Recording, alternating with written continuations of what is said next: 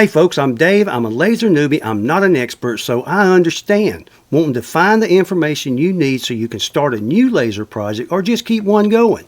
So I've started a playlist called To The Point where I'll cover laser and Lightburn topics. So let's get right to the point. Today's To The Point topic is Lightburn and project notes. Now as a newbie, I often forget what I'd done last time I'd done it, even if it was yesterday. But Lightburn has given us the ability to add notes to our projects, which is a big help. With your project open, go up to File, down to Show Notes.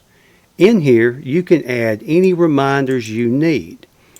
Once they're added, go down to the bottom left, click Show on File Open, click OK, go up top, save your project, close it, then reopen it, and when you do, there's your notes. You can stay on track with your project, and that wraps up today's To The Point topic. Right to the point, folks, and I really hope it was helpful. If it was, please like and subscribe. It'll help the channel grow, and it'll help me to bring you more and better content in the future.